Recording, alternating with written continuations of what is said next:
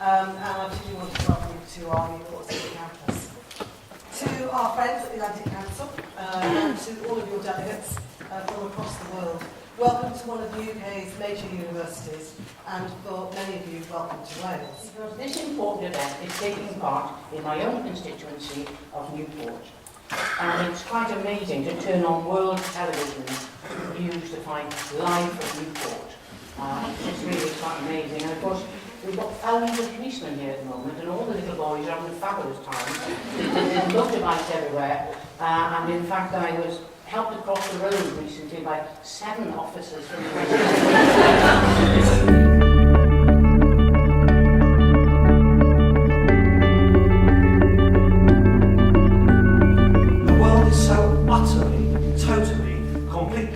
Irreversibly different.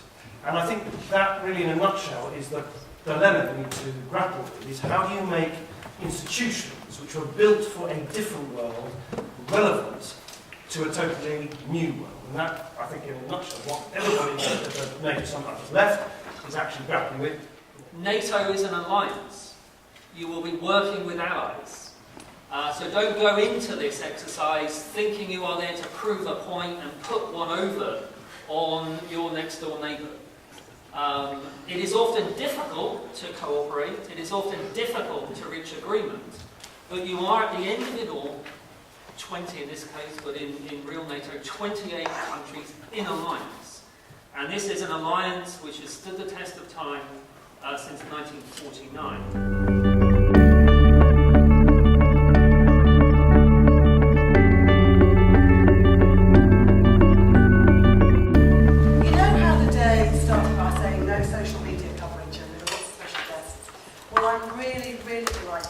To welcome back to the university, a very important guest.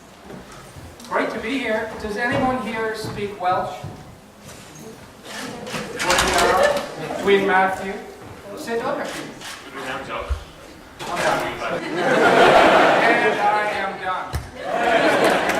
On this side of the card it says frustrate, concern, confused. And if you could write for me, please, draw a picture or write a word, or if you don't have a pen or a piece of paper, just think of an image or a word of something that frustrates, concerns, or confuses you about the United States and what we're up to in the world. You don't have an NHS or an equivalent, your good laws, your outdated constitution.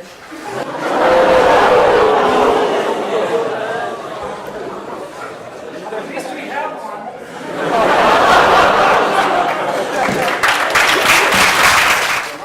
Say in settings like this, where I know what you're up to, America, you're just an empire.